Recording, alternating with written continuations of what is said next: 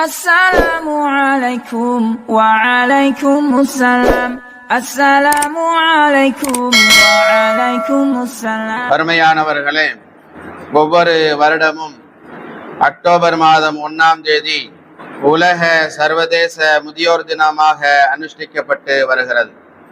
அதை முன்னிட்டு இன்றைய ஜும்மா உரையில் முதியோர்களிடம் இருக்க வேண்டிய தன்மைகள் என்ன, இஸ்லாம் முதியோர்கள் பற்றி என்ன சொல்கிறது, அவர்களிடம் நாம் எப்படி நடந்து கொள்ள வேண்டும், அவர்களிடம் நாம் எப்படி நடந்து கொள்ளக்கூடாது, அவர்களின் மூலம் நமக்கு கிடைக்கும் நன்மைகள் நலவுகள் என்னென்ன, அவர்களை கஷ்டப்படுத்தினால் நமக்கு கிடைக்கும் ஈருலக தண்டனைகள் என்னென்ன என்பதனை பற்றி தெரிந்து கொண்டு முதியவர்களை கண்ணியப்படுத்துவோம், கண்ணியம் பெறுவோம். அருமையானவர்களே, பெரியவர்களிடத்தில் இருக்க வேண்டிய தன்மைகள் என்று நாம் பார்க்கும்போது, பெரியவர்களிடத்தில் நான் என்கிற அகந்தை இருக்கக்கூடாது. முதியவர்களாக பெரியவர்களாக இருக்கக்கூடியவர்கள் சாதாரணமாக பேசுகிற நிலைகளை நம்மால் பார்க்க முடியும். என்னால் தான் என்னுடைய குடும்பம் இந்த நிலைக்கு வந்திருக்கிறது, இந்த வியாபாரம், இந்த பொருளாதாரம் என்னின் மூலமாகவே இந்த உயர்வை கண்டிருக்கிறது, நான் இல்லை என்று சொன்னால் இந்த ஜமாத்தை உயர்த்தி பிடித்திருக்க முடியாது என்றெல்லாம் நான் என்கிற அகந்தையோடு பேசுகிற நிலைகளை காணலாம். நபிகள் பெருமானார் ஸல்லல்லாஹு அலைஹி வஸல்லம் சஹாபாக்களுக்கு மத்தியில் அமர்ந்திருக்கிற போது, அந்த சஹாபாக்களுக்கு மத்தியில் இதா ஜாஅ நஸ்ருல்லாஹ் என்று சொல்லப்படுகிற அந்த சூராவை ஓதி காண்பித்தார்கள். அந்த சூராவை கேட்டபோது சஹாபாக்கள் எல்லாம் மகிழ்ச்சி வெள்ளத்தில் மிதக்க ஆரம்பித்தார்கள். முஹம்மது ரசூலுல்லாஹி ஸல்லல்லாஹு அலைஹி வஸல்லம் அவர்கள் ஓதினார்கள், இதா ஜாஅ நஸ்ருல்லாஹி வல் ஃபத்ஹ் வரைத الناس يدخلون في دين الله أفواجا فسبح بحمد ربك واستغفره إنه كان توابا. இதா ஜாஅ நஸ்ருல்லாஹி வல் ஃபத்ஹ், அல்லாஹ்வுடைய உதவியும் வெற்றியும் நமக்கு வந்துவிட்டால், வரைத الناس يدخلون في دين الله أفواجا, கூட்டம் கூட்டமாக மக்கள் மார்க்கத்தின் பக்கம் வருவதை நீங்கள் பார்ப்பீர்கள். அப்படி பார்த்தால் فسبح بحمد ربك واستغفره إنه كان توابا, அல்லாஹ்வை துதித்து அவனை தொழுது தஸ்பீஹ் செய்து அவனிடத்திலே பாவ மன்னிப்பு தேடுவீராக என்பதாக சொல்லப்படுகிற இந்த வசனத்தை நபிகள் பெருமானார் ஸல்லல்லாஹு அலைஹி வஸல்லம் அவர்கள் அந்த சஹாபாக்களுக்கு முன்னிலையில் ஓதுகிற போது, அங்கு சுற்றி அமர்ந்திருந்த அனைத்து சஹாபாக்களும் சந்தோஷ மிகுதியில் அமர்ந்திருந்தார்கள். அந்த சஹாபாக்களில் ஒருவராக அமர்ந்திருந்த முதியவராக இருந்த அபூபக்கர் சித்தீக் ரலியல்லாஹு அன்ஹு அவர்கள் மட்டும் அங்கே அந்த சூரா ஓதப்பட்ட போது அதை கேட்டு கண்ணீர் மல்க தேம்பி தேம்பி அழுது கொண்டிருந்தார்கள். அங்கே இருந்த வாலிப சஹாபிகள் எல்லாம் இந்த முதியோருக்கு என்ன நேர்ந்தது, எதற்காக வேண்டி இதற்காக இந்த வசனங்கள் ஓதப்படுகிற போது அதை கேட்டு அழுது கொண்டிருக்கிறார், எவ்வளவு ஒரு மகிழ்ச்சியான சந்தோஷத்திற்குரிய விஷயத்தை அல்லாஹ்வினுடைய வார்த்தைகளாக நபிகள் பெருமானார் ஸல்லல்லாஹு அலைஹி வஸல்லம் அவர்கள் நமக்கு முன்னால் ஓதி காண்பித்திருக்கிறார்கள். இந்த மார்க்கத்திற்கு உதவியும் வெற்றியும் வரும் என்பது அந்த சூறாவிலே சொல்லப்பட்டிருக்கிறது. கூட்டம் கூட்டமாக இந்த மார்க்கத்தின் பக்கம் மக்கள் எல்லாம் வருவார்கள் என்கிற அந்த செய்தி அந்த சூறாவிலே இருக்கிறது. இது மகிழ்ச்சிக்குரிய செய்தி இல்லையா? மனமகிழக்கூடிய வார்த்தைகள் இல்லையா? இதற்காக இந்த தோழர் அழுது கொண்டிருக்கிறாரே இந்த முதியவர் என்பதாக அங்கே இருந்த வாலிப சஹாபாக்கள் பேசிக்கொண்டார்கள். இந்த வசனத்திற்கு தான் அழுததற்கான காரணத்தை அபூபக்கர் சித்தீக் ரலியல்லாஹு அன்ஹு அவர்கள் சொல்லுகிற போது, நீங்கள் எல்லாம் மேலாக தெரிகிற அதனுடைய ஒரு அர்த்தத்தை, ஒரு கருத்தை நீங்கள் பார்த்தீர்கள். அதனுடைய உள்ளே பொதிந்திருக்கிற ஒரு கருத்தை நான் பார்க்கிறேன். அல்லாஹ்வினுடைய உதவியும் வெற்றியும் தானாக கிடைத்து விட்டால் என்பதாக அல்லாஹு தஆலா சொல்கிறான். நபிகள் பெருமானார் ஸல்லல்லாஹு அலைஹி வஸல்லம் அவர்கள் இந்த உலகத்திற்கு அனுப்பப்பட்டது இந்த மார்க்கத்தை இந்த சமூக மக்களுக்கு எடுத்துச் சொல்வதற்காகத்தான் அனுப்பப்பட்டார்கள். சாறை சாறையாக, கூட்டம் கூட்டமாக இந்த மார்க்கத்தின் பக்கம் மக்கள் வருவதை நீங்கள் பார்ப்பீர்கள் என்று சொன்னால், உதவியும் அல்லாஹ்வினுடைய உதவியும் வெற்றியும் தானாக உங்களுக்கு அல்லாஹ்வினுடைய புறத்திலிருந்து கிடைக்கிறது என்று அல்லாஹ் தஆலா சொல்லுகிறான் என்று சொன்னால், எதற்காக வேண்டி நபிகள் பெருமானார் ஸல்லல்லாஹு அலைஹி வஸல்லம் அவர்கள் அனுப்பப்பட்டார்களோ அந்த வேலை முடிந்து விட்டது. முஹம்மது ரசூலுல்லாஹி ஸல்லல்லாஹு அலைஹி வஸல்லம் அவர்கள் இந்த உலகத்திற்கு வந்ததற்குரிய அந்த பணி, அந்த வேலை முடிந்து விட்டது என்று சொன்னால், ஒரு செகண்ட் கூட அல்லாஹு தஆலா இந்த உலகத்தில் நபியை வைத்திருக்க மாட்டான். நபிகள் பெருமானார் ஸல்லல்லாஹு அலைஹி வஸல்லம் அவர்கள் இந்த உலகத்தை விட்டு பிரிய போகிறார்கள். அவர்களுடைய அந்த தாவத் பணி, ஏகத்துவ பணி முடிவடைந்து விட்டது என்கிற செய்தி அந்த சூறாவிலே இருக்கிறது. நபிகள் பெருமானார் ஸல்லல்லாஹு அலைஹி வஸல்லம் அவர்கள் நம்மை விட்டும் பிரிந்து சென்று விடுவார்களே என்பதை எண்ணிதான், ரசூலை நினைத்துதான் நான் அழுதேன் என்பதாக அபூபக்கர் சித்தீக் ரலியல்லாஹு அன்ஹு அவர்கள் தான் அழுததற்கான காரணத்தை சொன்னார்கள். முஹம்மது ரசூலுல்லாஹி ஸல்லல்லாஹு அலைஹி வஸல்லம் அவர்களுக்கு இந்த வசனத்தில் அல்லாஹ்வினுடைய உதவியும் வெற்றியும் தானாக உங்களுக்கு வந்துவிட்டால் என்பதாக, இதா ஜாஅ நஸ்ருல்லாஹி வல் ஃபத்ஹ் என்பதாக அந்த வசனத்தில் அல்லாஹ் தஆலா குறிப்பிடுகிறான் என்று சொன்னால், இமாம் குர்துபி ரஹ்மத்துல்லாஹி அலைஹி அவர்கள் இந்த வசனத்திற்கு விளக்கம் தருகிற போது, நபிகள் பெருமானார் ஸல்லல்லாஹு அலைஹி வஸல்லம் அவர்கள் 23 ஆண்டு காலங்கள் அந்த ஏகத்துவ பிரச்சாரங்களை செய்திருக்கிறார்கள். இந்த இஸ்லாத்தை, இந்த மார்க்கத்தை மக்களுக்கு மத்தியில் எடுத்து சொல்லி இருக்கிறார்கள். நபிகள் பெருமானார் ஸல்லல்லாஹு அலைஹி வஸல்லம் அவர்கள் என் மூலமாக, என்னுடைய திறமையின் மூலமாக, நான் எடுத்து சொன்னதின் மூலமாகத்தான் இந்த மக்கள் எல்லாம் இஸ்லாத்திற்கு வந்தார்கள் என்பதாக சொல்லிவிடக் கூடாது. முஹம்மது ரசூலுல்லாஹி ஸல்லல்லாஹு அலைஹி வஸல்லம் அவர்களுடைய அறிவாற்றலின் மூலமாகவோ, அவர்களுடைய அபாரமான அந்த உழைப்பின் மூலமாகவோ இந்த பயன் கிடைத்து விடவில்லை.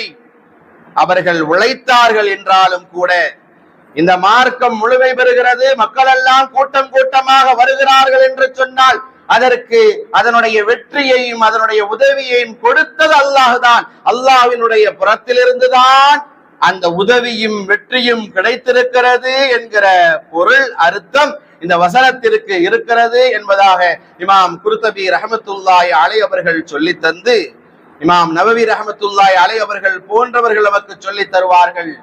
இந்த வசனத்தின் மூலமாக முதியவர்களாக, பெரியவர்களாக இருக்கக்கூடியவர்களுக்கு இந்த நினைப்பு வந்துவிடக் கூடாது. என் மூலமாகத்தான் என்னுடைய குடும்பம் இவ்வளவு உயர்வை பெற்றிருக்கிறது, என்னுடைய உழைப்பின் மூலமாகத்தான் இந்த வியாபாரம், இந்த பொருளாதார வளம் கிடைத்திருக்கிறது.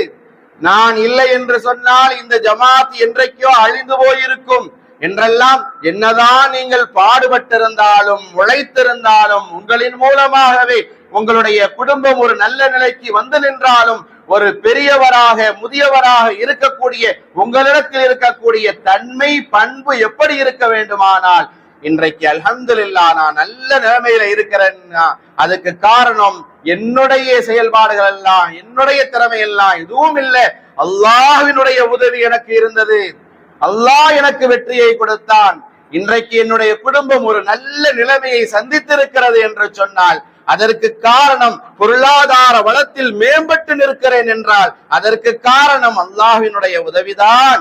அல்லாஹ்வினுடைய உதவி இல்லை என்று சொன்னால் நான் இந்த நிலைக்கு வந்திருக்க முடியாது என்கிற எண்ணம் முதியவர்களாக இருக்கக்கூடியவர்களிடத்தில் இருக்க வேண்டும் என்பதை இந்த வசனத்தின் மூலமாக அல்லாஹ் தஆலா இந்த சமூகத்திற்கு உணரத் தருகிறான் என்பதாக இமாம் குர்துபி ரஹ்மத்துல்லாஹி அலைஹி அவர்கள் நமக்கு விளக்கம் தருவார்கள். அடுத்ததாக அல்லாஹ் சொல்கிறான், ஃபஸப்பிஹ் பிஹம்தி ரப்பிக வஸ்தக்ஃபிருஹு. இமாம் நவவி ரஹ்மத்துல்லாஹி அலைஹி அவர்கள் சொன்னார்கள், முதுமையில் இருக்கக்கூடிய ஒருவர் ஃபஸப்பிஹ், அவர் அல்லாஹ்வை தஸ்பீஹ் செய்து கொண்டே இருக்க வேண்டும். பிஹம்தி அல்லாஹ்வை புகழ்ந்து கொண்டே இருக்க வேண்டும். அதை தவிர அவருக்கு வேற எந்த வேலையும் இல்லை. முதுமையிலே பெரியவர்களாக இருக்கக்கூடியவர்களிடத்திலே இருக்கக்கூடிய பண்புகள், அவர் தொழுகையாளியாக சுப்ஹானல்லாஹ் அல்ஹம்துலில்லாஹ் அல்லாஹு அக்பர் என்று அதிகமாக தஸ்பீஹ் செய்யக்கூடியவராக ஒரு முதியவர் பெரியவர் இருக்க வேண்டும். அல்லாஹ்வை புகழக்கூடியவராக அவர் இருக்க வேண்டும் என்பது மாத்திரமல்ல, அடுத்து அல்லாஹ் சொல்கிறான் வஸ்தக்ஃபிருஹு, அல்லாஹ்விடத்தில் அதிகமாக பாவ மன்னிப்பு தேட வேண்டும் என்பதாக சொல்கிறான். என்னதான் இவர் சாலிகான மனிதராக அந்த பெரியவர் முதியவர் இருந்தாலும் அவருடைய வாழ்நாளில் அவருடைய உழைப்பின் நேரத்தில் அவருடைய வியாபாரத்தில் அவர் பொருளாதாரம் ஈட்டுகின்ற அந்த சமயத்தில் குடும்பத்தை வளர வைக்கின்ற அந்த நேரத்தில் தன்னுடைய வாயினால் பல வார்த்தைகளை சொல்லி இருக்க கூடும். நான் இல்லை என்று சொன்னால் நீங்க இந்த நிலைமைக்கு வந்திருக்க மாட்டீங்க. இன்றைக்கு இந்த அளவுக்கு 2 கடைகள் 3 கடைகளாக நிறுவனங்கள் வளர்ந்து நிற்கிறது என்றால் அதற்கு நான் தான் காரணம் என்றெல்லாம் அவர் சொல்லி இருக்கக்கூடும். அதற்கெல்லாம் பாவ மன்னிப்பு தேடும் விதமாக அல்லாஹ்விடத்தில் அவர் பாவ மன்னிப்பு தேடிக்கொண்டே இருக்கட்டும். அல்லாஹு தஆலா மன்னிக்க கூடியவனாக பாவ மன்னிப்பு தேடுவதை விரும்பக்கூடியவனாக இருக்கிறான் என்பதாக இந்த வசனத்தில் அல்லாஹ் சுப்ஹானஹு வ தஆலா குறிப்பிடுகின்றான். கண்ணியத்திற்குரியவர்களே, முதுமையை சுமையாக நாம் கருதக்கூடாது. முதுமை என்பது அது ஒரு பாரமல்ல என்பதை நாம் புரிந்து கொள்ள வேண்டும். முதுமை என்பது அது ஒரு பூங்காற்று, முதுமை ஒரு தென்றல் என்று நாம் எடுத்துக்கொள்ள வேண்டும்.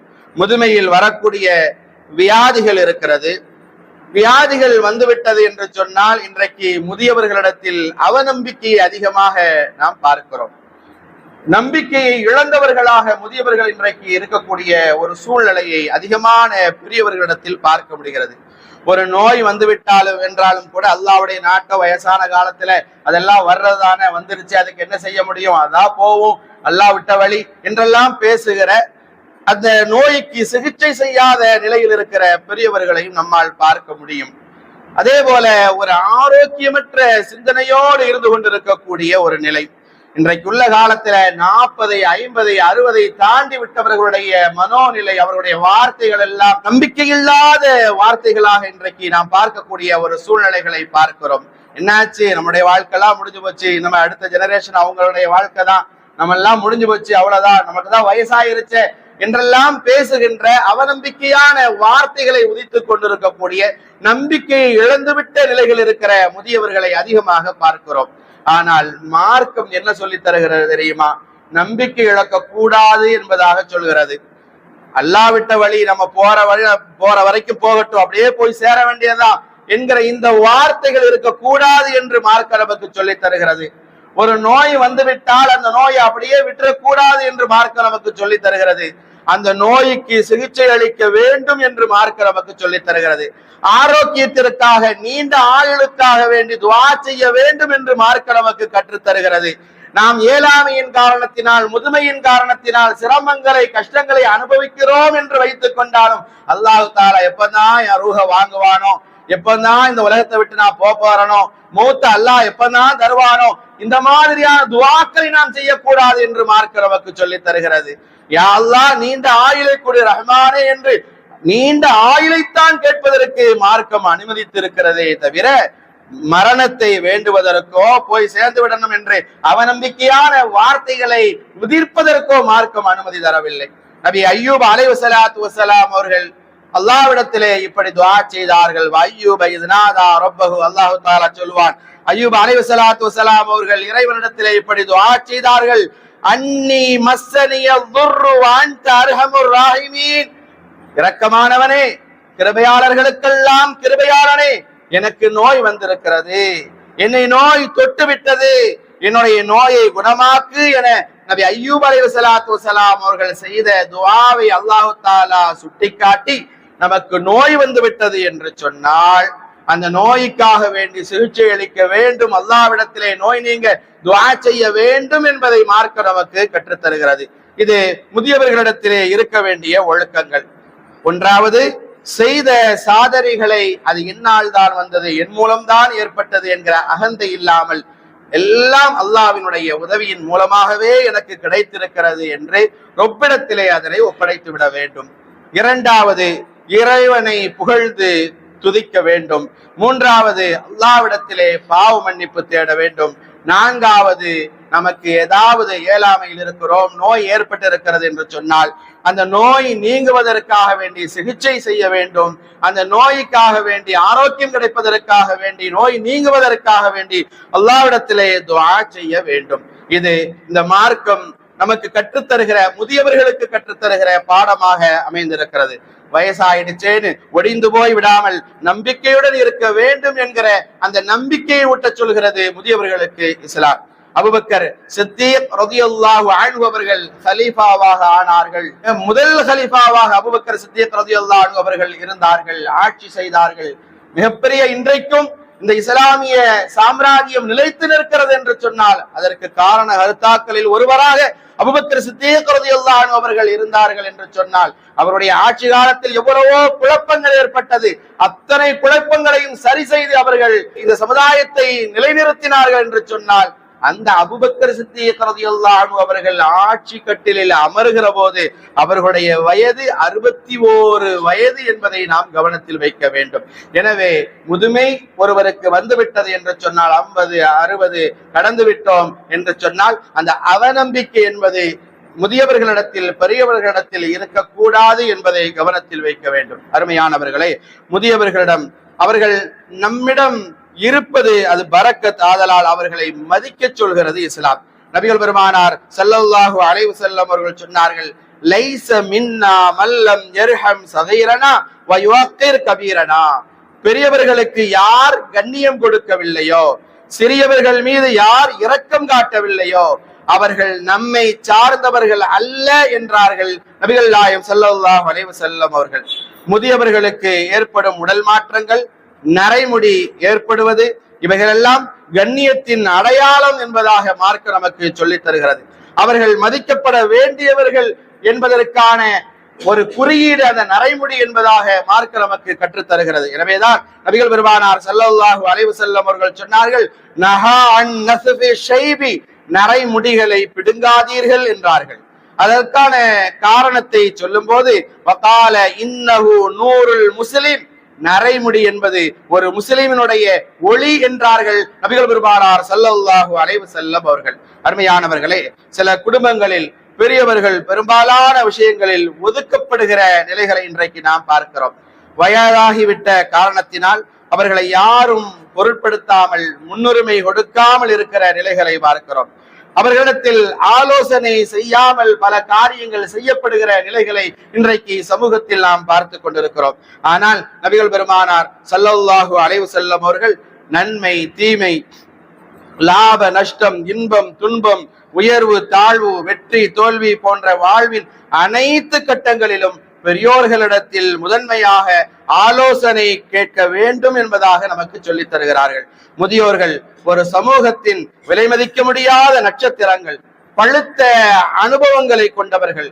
அவர்களுக்கு அனைத்து காரியங்களிலும் முதல் மரியாதை கொடுக்க வேண்டும் என்பதற்காக பல விஷயங்களில் வயதை கவனித்து பெரியவர்களை நபிகள் பெருமானார் ஸல்லல்லாஹு அலைஹி வஸல்லம் அவர்கள் முற்படுத்தினார்கள். உதாரணமாக, தொழுகைக்காக வேண்டி நீங்கள் நிற்கிறீர்கள் என்று சொன்னால் உங்களில் யார் இமாமத் செய்வதற்கு தகுதியானவர்கள் என்றால், இமாமத் செய்வதற்கு தெரிந்த உங்களில் இருக்கக்கூடிய வயதில் மூத்தவர்கள் யார் என்று பாருங்கள். யார் வயதில் பெரியவர்களாக இருக்கிறார்களோ அவர்கள்தான் இமாமத் செய்வதற்கு தகுதியானவர்கள் என்பதாக சொல்லி இந்த சமூகத்தில் முதியவர்கள், பெரியவர்கள் அவர்கள் முன்னிலைப்படுத்தப்பட வேண்டும் என்பதை நபிகள் பெருமானார் ஸல்லல்லாஹு அலைஹி வஸல்லம் அவர்கள் சொல்லி தந்தார்கள். ரசூலுல்லாஹி ஸல்லல்லாஹு அலைஹி வஸல்லம் அவர்கள் சொன்னார்கள், நான் ஒரு கனவு ஒன்று கண்டேன். அந்த கனவுல ரசூலுல்லாஹி ஸல்லல்லாஹு அலைஹி வஸல்லம் சொன்னாங்க, நான் மிஸ்வாக் செய்து கொண்டிருந்தேன். நான் மிஸ்வாக் செய்து கொண்டிருந்த அந்த குச்சியை எனக்கு தாருங்கள், எனக்கு தாருங்கள் என்பதாக 2 பேர் போட்டி போட்டுக் கொண்டிருந்தார்கள். அதில் ஒருவர் வாலிபராக இருந்தார், மற்றொருவர் வயோதிகராக இருந்தார். யாரிடத்தில் கொடுப்பது என யோசித்துக் கொண்டு என் பக்கத்தில் நின்ற அந்த வாலிபருக்கு நான் கொடுக்க முற்பட்டேன். அப்பொழுது எனக்கு சொல்லப்பட்டது, நபிகள் பெருமானார் ஸல்லல்லாஹு அலைஹி வஸல்லம் அவர்கள் சொன்னார்கள், எனக்கு சொல்லப்பட்டது, இல்லை இல்லை, அவரிடத்தில் கொடுக்க வேண்டாம், அந்த இருவரில் வயோதிகராக இருக்கிற அந்த பெரியவராக இருக்கிற அந்த முதியவருக்கு நீங்கள் முன்னுரிமை கொடுங்கள், அவரிடத்திலே அந்த குச்சியை கொடுங்கள் என்பதாக சொல்லப்பட்டது. அந்த முதியவருக்கே நான் அந்த குச்சியை கொடுத்தேன் என்பதாக சொல்லி எல்லா நிலைகளிலும் பெரியவர்கள் முதியவர்களுக்கு முன்னுரிமை கொடுக்கப்பட வேண்டும் என்பதை இந்த சமூகத்திற்கு நபிகள் பெருமானார் ஸல்லல்லாஹு அலைஹி வஸல்லம் அவர்கள் சொல்லி தந்தார்கள். அருமையானவர்களே, மூத்தோர் சொல்லும் முதுநெல்லி கனியும் முதலில் கசக்கும் பின்னர் இனிக்கும் என்பார்கள்.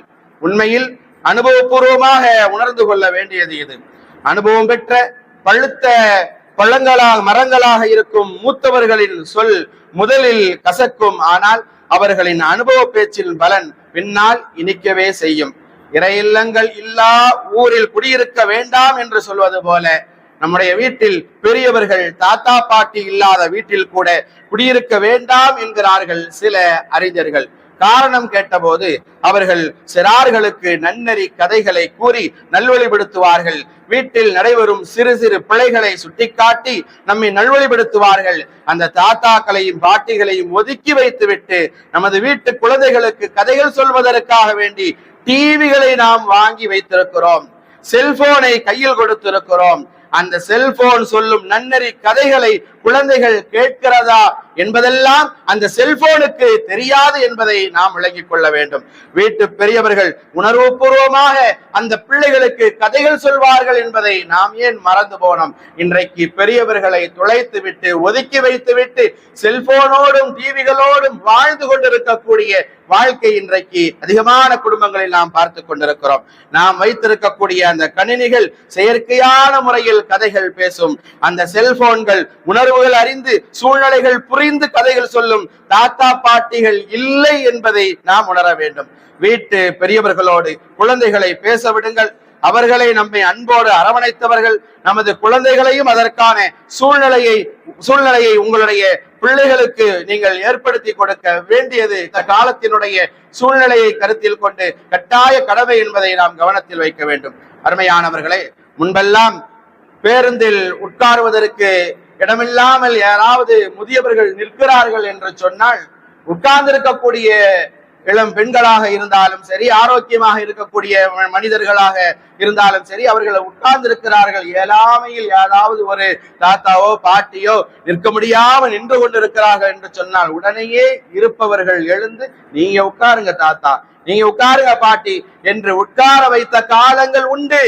ஆனால் இன்றைக்கு அப்படிப்பட்ட மனிதநேயங்கள் எல்லாம் எங்கே என்று கேட்கக்கூடிய அளவுக்கு இன்றைக்கு பெரியவர்களை முதியவர்களை மதிக்காத ஒரு நிலையை ஒரு கால சூழ்நிலையில் நாம் வாழ்ந்து கொண்டிருக்கிறோம். நபிகள் பெருமானார் ஸல்லல்லாஹு அலைஹி வஸல்லம் அவர்கள் எந்த அளவுக்கு முதியவர்களுக்கு மரியாதை கொடுத்தார்கள் என்பதை பாருங்கள்.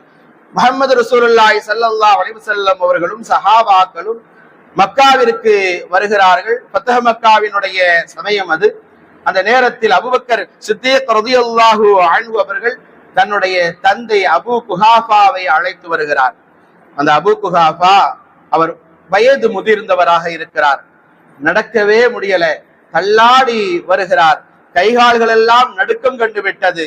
அப்படிப்பட்ட அபூ குஹாஃபாவை இஸ்லாத்தை ஏற்பதற்காக வேண்டி அபூபக்கர் சித்தீக் ரலியல்லாஹு அன்ஹு அவர்கள் அழைத்து வருகிற போது அதை பார்த்த நபிகள் பெருமானார் ஸல்லல்லாஹு அலைஹி வஸல்லம் அவர்கள் சொன்ன வார்த்தைகள் நாம் கவனிக்க வேண்டிய வார்த்தைகள். அபூபக்கர் சித்தீக் ரலியல்லாஹு அன்ஹு அவர்களிடத்திலே சொன்னார்கள், அபூபக்கரே, என்ன காரியம் செய்திருக்கிறீர்கள்? இந்த பெரியவரை இந்த முதியவரை நீங்கள் ஏன் இங்கே அழைத்து வந்தீர்கள்? ஒரு வார்த்தை சொல்லிவிட்டிருந்தால் உங்களுடைய வீட்டிற்கு நான் வந்திருப்பேனே என்பதாக நபிகள் பெருமானார் ஸல்லல்லாஹு அலைஹி வஸல்லம் அவர்கள் சொன்னார்கள். அபூபக்கர் சித்தீக் ரலியல்லாஹு அன்ஹு அவர்கள் சொன்னார்கள், இல்லை யா ரசூலல்லாஹ், அவர் இஸ்லாத்தை ஏற்றுக்கொள்ள வேண்டும் என்பதற்காக வந்திருக்கிறார், சுவனத்திற்கு செல்ல வேண்டும் என்பதற்காக வந்திருக்கிறார்.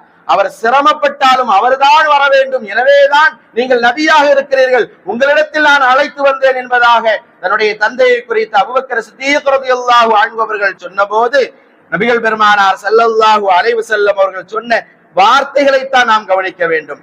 அபூபக்கரே, உங்களுடைய தந்தையை ஏன் இங்கே அழைத்து வந்தீர்கள்? நான் வந்திருப்பேனே என்பதல்ல, இந்த முதியவரை இயலாத இந்த பெரியவரை நீங்கள் ஏன் அழைத்து வந்தீர்கள்?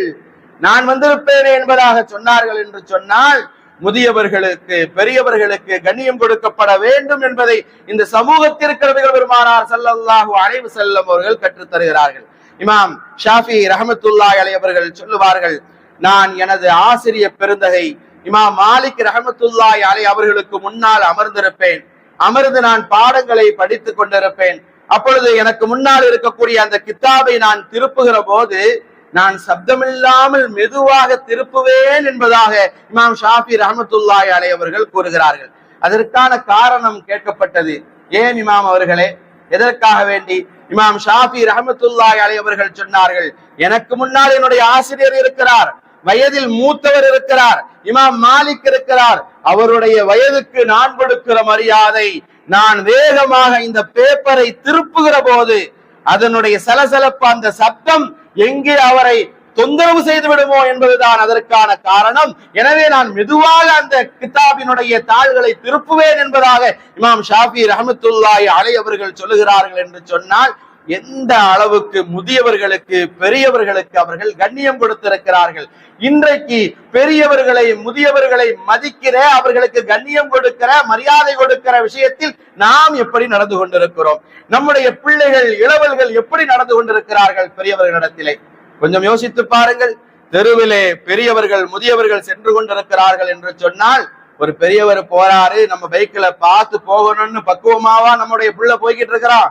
இல்ல, அந்த பெரியவருக்கு பார்த்தாலே கொஞ்சம் அவனுக்கு கெத்து கூடிருது. அவருக்கு பக்கத்துல செல்லுகிற போகிற போது அவன் அப்படியே அவர் பக்கத்துல உரசுற மாதிரி போகக்கூடிய நிலைகளையும், அந்த பெரியவரை முதியவரை பதட்டமடைய செய்யக்கூடிய சூழ்நிலைகளையும் இன்றைக்கு தெருக்களிலே நாம் பார்த்து கொண்டிருக்கிறோம். இயலாதவர்கள் இருப்பார்கள், வீட்டிலே முதியவர்கள் இருக்கிறார்கள், பெரியவர்கள் இருக்கிறார்கள் என்கிற எண்ணம் கொஞ்சம் கூட இல்லாமல் அந்த அந்த டூ வீலர் இருக்கிறது, அதில் அதிகமான சைரன் சப்தங்களை வைத்துக் கொண்டு செல்லக்கூடிய நிலைகளை இன்றைக்கு நாம் பார்க்கிறோம். அதிகமாக சப்தங்களை எழுப்பக்கூடிய அந்த ஹார்ன் ஒலிகளை நம்மால் பார்க்க முடிகிறது. இதயம் பலகீனமானவர்கள் இருக்கக்கூடும். இதெல்லாம் நம்முடைய பிள்ளைகளுக்கு நாம் சொல்லிக் கொடுக்க வேண்டும். எங்கே சொல்லிக் கொடுத்திருக்கிறோம்? எங்கே நம்முடைய பேச்சை கேட்கிற பிள்ளைகளாக நம்முடைய பிள்ளைகளை நாம் வளர்த்தெடுத்து வைத்திருக்கிறோம்? நம்முடைய வீட்டில் இயலாதவர்கள் இருக்கக்கூடும், பெரியவர்கள் இருப்பார்கள். இந்த சப்தத்தின் மூலமாக அவர்களுக்கு தொந்தரவு ஏற்படும், அவர்களுக்கு உடல் உபாதை ஏதாவது ஏற்பட்டுவிடும். எனவே இந்த மாதிரியான சப்தமான ஹாரங்களை வைத்துக் கொண்டு இந்த தெருவில் செல்லாத என்று நம்முடைய பிள்ளைகளுக்கு நாம் சொல்லிக் கொடுத்து வளர்க்க வேண்டும். அப்படிப்பட்ட நிலை இன்றைக்கு இருக்கிறதா என்பதை கொஞ்சம் ஒரு கணம் யோசித்து பார்க்க நாம் கடமைப்பட்டிருக்கின்றோம். பெரியவர்களுக்கு முன்னால் வீட்டிலே நாம் இருக்கிற போது அதிகமாக சப்தமிட்டு பேசுகிற பிள்ளைகளை தானே வளர்த்து வைத்திருக்கிறோம். நாமே பெரியவர்களை அதிகார தோரணையோடு சப்தமிட்டு நம்முடைய பிள்ளைகளுக்கு முன்னால் பேசுகிற போது அதே பழக்க வழக்கம் தானே நம்முடைய பிள்ளைகளிடத்திலும் வரும் என்பதையும் கொஞ்சம் யோசித்து பார்க்க நாம் கடமைப்பட்டிருக்கிறோம். அவர்களுக்கு தொந்தரவு கொடுக்கும் விதமாக, அவர்களுக்கு இடையூறு கொடுக்கும் விதமாக நாம் நடந்து கொள்ளக்கூடாது. பெரியவர்கள் நம்முடைய வீட்டில் இருக்கிறார்கள் என்று சொன்னால் அவர்களுக்கு மரியாதை கொடுக்க வேண்டும். இன்றைக்கு அவர்களை குறித்து பேசுகிற வார்த்தைகள் கூட எப்படி இருக்குது? பெரியவர்களாக முதியவர்களாக இருக்கிறார்கள் என்று சொன்னால் கொஞ்சம் கூட மரியாதை இல்லாமல் கிளடுகட்ட, பெருசு, பூமர் மாமா என்றெல்லாம் அழைக்கக்கூடிய வார்த்தைகளை இன்றைக்கு நம்முடைய பிள்ளைகளிடத்திலே பார்க்கப்படுகிறது என்று சொன்னால், இதுவெல்லாம் இஸ்லாம் வன்மையாக கண்டிக்கக்கூடிய ஒரு செய்தி என்பதை நாம் கவனத்தில் வைக்க வேண்டும். நபிகள் பெருமானார் ஸல்லல்லாஹு அலைஹி வஸல்லம் அவர்கள் சொன்ன ஒரு ஹதீஸை பாருங்கள். நீங்கள் வாலிப பருவத்தில் இருக்கிறீர்கள். அப்படி வாலிப பருவத்தில் இருக்கிற போது ஒரு முதியவருக்கு நீங்கள் கண்ணியம் கொடுக்கிறீர்கள், பெரியவருக்கு நீங்கள் மரியாதை செய்கிறீர்கள் என்று சொன்னால், நபிகள் பெருமானார் ஸல்லல்லாஹு அலைஹி வஸல்லம் அவர்கள் சொன்ன வார்த்தை என்ன தெரியுமா? நீங்கள் முதியவராக இருக்கும் போது, நீங்கள் பெரியவராக ஆகும் போது உங்களுக்கு கண்ணியம் கொடுக்கிற, உங்களுக்கு மரியாதை செலுத்துகிற பிள்ளைகளை அல்லாஹ் தஆலா, வாலிபர்களை அல்லாஹ் ஏற்படுத்தி தருவார் என்பதாக நபிகள் பெருமானார் ஸல்லல்லாஹு அலைஹி வஸல்லம் அவர்கள் சொன்னார்கள். இந்த ஹதீஸ்ல இருந்து நம்மளால என்ன விளங்க முடியுது அப்படின்னு சொல்லி சொன்னா, வாலிப இளமை பருவத்தில் இருக்கிற போது ஒரு மனிதர் ஒரு பெரியவர்களை முதியவர்களை மதிக்கிறார் என்று சொன்னால், இந்த ஹதீஸினுடைய விளக்கம் என்ன தெரியுமா? இந்த வாலிப இளமை பருவத்திலே இருக்கிறாரே இந்த மனிதனுக்கு அல்லாஹ் சுப்ஹானஹு வ தஆலா சின்ன வயசுலயே மௌத்த கொடுத்துற மாட்டான். முதுமை பருவத்தை அடைகிற பெரியவராக ஆகிற வரைக்கும் அல்லாஹ் தஆலா அவனுக்கு ஆயுசை நீட்டி போடுவான். அப்படி நீட்டி போட்டு முதுமை பருவத்தில் அவர் இருக்கிற போது அவரை கண்ணியப்படுத்துகிற மக்களை அல்லாஹ் தஆலா அவனுக்கு ஏற்படுத்தி கொடுப்பார் என்று நபிகள் பெருமானார் ஸல்லல்லாஹு அலைஹி வஸல்லம் அவர்கள் கூறுகிறார்கள் என்று சொன்னால் முதியவர்கள் பெரியவர்கள் மதிக்கப்பட வேண்டும். இஸ்லாமிய மார்க்கம் முதியோர்களை அதிகமாக மதிக்க சொல்கிறது. முதியோர்களின் நலனை அதிகமாக பாதுகாக்கிறது. குழந்தைகளை விழுந்து விழுந்து மனமோந்து ஆசையாய் கவனிப்பது போன்று முதியோர்களையும் கவனிக்கும்படி தூண்டுகின்றது. அருமையானவர்களே, 10 மாதம் சுமந்து பல துயரங்களை தாங்கிக் கொண்டு பிள்ளைகளை பெற்றெடுத்து ஒரு தாய் இரவு பகலாய் கண் விழித்து பிள்ளைகளை ஆளாக்குகிறாள். தந்தையோ தன்னுடைய இளமையை வீணடித்து தன் சுகம் முக்கியமல்ல, தன்னுடைய பிள்ளைகளின் சுகமே தன்னுடைய சுகம் என்பதாக எண்ணி ஊரை விட்டு ஊர் கடந்து நாட்டை விட்டு நாடு கடந்து உழைத்து தன் பிள்ளைகளை வளர்த்தெடுக்கிறார். இப்படி தங்களுடைய பிள்ளைகளின் வாழ்க்கைக்காக தங்கள் வாழ்க்கையை அர்ப்பணிப்பதோடு தங்களுடைய வாழ்க்கையை தொலைக்கும் பெற்றோர்களை ஒதுக்கி வைக்காமல் உன் வீட்டுல ஒரு மாசம் இருக்கட்டும், என் வீட்டுல ஒரு மாசம் இருக்கட்டும் என்று ஒரு இயந்திர தவணை முறையிலே நம்முடைய பெற்றோர்களை தள்ளிவிடாமல் தமது இல்லத்திலேயே வைத்து கண்ணின் இமை போன்று அவர்களை பாதுகாக்க வேண்டும். அவர்களுக்கு உணவு, உடை, உறைவிடம், மருத்துவ வசதி போன்றவைகளுக்கு அவர்களின் பிள்ளைகள் மனதார செய்து கொடுக்க வேண்டும், பொறுப்பேற்க வேண்டும் என்று மார்க்கம் நமக்கு சொல்லித் தருகிறது. நபிகள் பெருமானார் ஸல்லல்லாஹு அலைஹி வஸல்லம் அவர்கள் என்ன சொன்னார்கள் தெரியுமா? பெற்றவர்கள், முதியவர்கள், பெரியவர்கள் நம்மோடு இருப்பது அல் பரக்கத்து மா அகாபிரிக்கும், பெரியவர்கள் உங்களோடு இருக்கிறார்கள் என்று சொன்னால் அதுதான் பரக்கத் என்றார்கள் நபிகள் பெருமானார் ஸல்லல்லாஹு அலைஹி வஸல்லம் அவர்கள். இன்றைக்கு எவ்வளவோ சிரமம் என்கிறோம், கஷ்டம் என்கிறோம், பெற்றவர்களை, முதியவர்களை, பெரியவர்களை நாம் மதிப்பதில்லை, தூர ஒதுக்கி வைத்திருக்கிறோம். பரக்கத்தில்லை என்பதாக சொல்லிக் கொண்டிருக்கிறோம். பெரியவர்களை பரக்கத்தாக இருக்கிற முதியவர்களை தள்ளி வைத்து விட்டு பரக்கத் வேண்டும் என்பதாக கேட்டால் எங்கே இருந்து பரக்கத்து கிடைக்கும்? நபிகள் நாயகம் ஸல்லல்லாஹு அலைஹி வஸல்லம் அவர்கள் சொன்னார்கள், உங்களோடு இருக்கக்கூடிய அந்த பெரியவர்கள், முதியவர்கள் இருக்கிறார்களே, அவர்கள் தான் உங்களுக்கான பரக்கத் என்பதாக நபிகள் பெருமானார் ஸல்லல்லாஹு அலைஹி வஸல்லம் அவர்கள் சொல்லி தந்தார்கள். இன்றைக்கு ஒதுக்கி வைக்கிற நிலைகளை அதிகமாக பார்த்து கொண்டிருக்கிறோம். சமீபத்தில் 2-3 நாட்கள் என்று நினைக்கிறேன், கன்னியாகுமரி மாவட்டத்தில் ஒரு 90 வயது முதியவர் ஒருவர் ஒரு 85 வயதுடைய தன்னுடைய மனைவியை கழுத்தை அரித்து கொன்று விட்டார். அது பிரச்சனையில் கொன்ற கொலை அல்ல, கருணை கொலை. அது அந்த முதியவருக்கு அந்த 85 அந்த மூதாட்டிக்கும் 3 பெண் பிள்ளைகள் இருக்கிறார்கள், 3 ஆண் பிள்ளைகள் இருக்கிறார்கள். ஆனா இவங்களை தனிமையில விட்டுட்டாங்க. இந்த பெரியவர்கள் அவரால இயன்ற வரைக்கும், நான் நன்றாக இருக்கிற வரைக்கும் உழைத்து நானே சம்பாதித்து என்னுடைய குடும்பத்தை காப்பாற்றினேன் என்பதாக சொல்கிறார். அந்த பெரியவர் ஒரு கட்டத்தில் அவருக்கு கண்ணு தெரியாம போயிருச்சு, அதனால வீட்டிலேயே முடங்கி போனார். அவருடைய மனைவி 85 வயது மனைவி, அவருக்கு உடல்நல சரியில்லாம ஆயிருச்சு.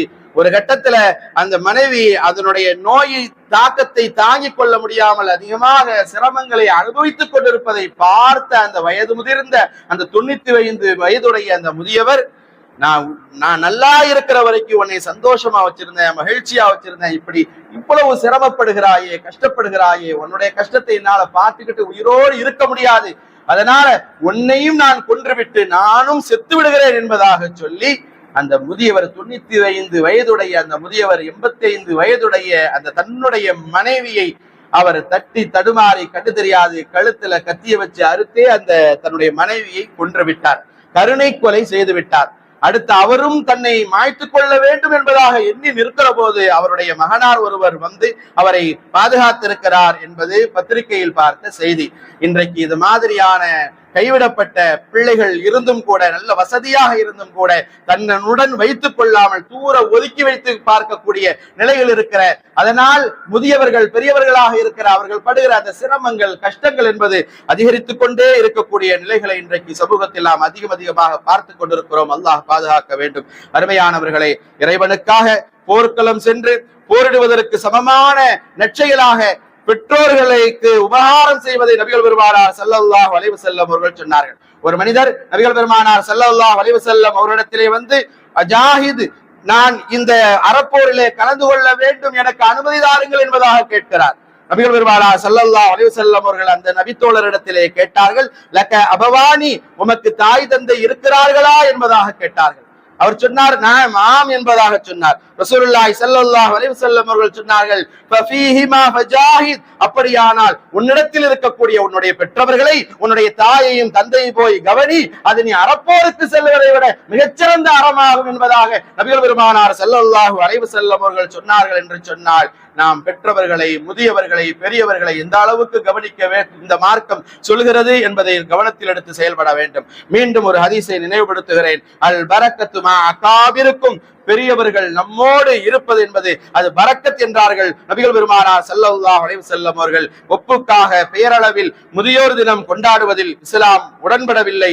முதியவர்கள் கண்ணியப்படுத்தப்பட வேண்டும், முதியவர்கள் துயர் துடைக்கப்பட வேண்டும், பெரியவர்கள் போற்றப்பட வேண்டும். பெற்றவர்கள், பெரியவர்கள் வருடத்திற்கு ஒரு முறை அல்ல, ஒவ்வொரு நாளும் போற்றப்பட வேண்டியவர்கள் என்பதுதான் இஸ்லாத்தின் கோட்பாடாகும். எனவே நம்முடைய கண்களில் இருந்து கண்ணீர் வரக்கூடாது என்பதற்காகவே செந்நீர் சிந்தி உழைத்த நம் முதியோர்களை கண்ணியப்படுத்துவோம், கண்ணியம் பெறுவோம். இறைவன் அருள் புரிவானாக.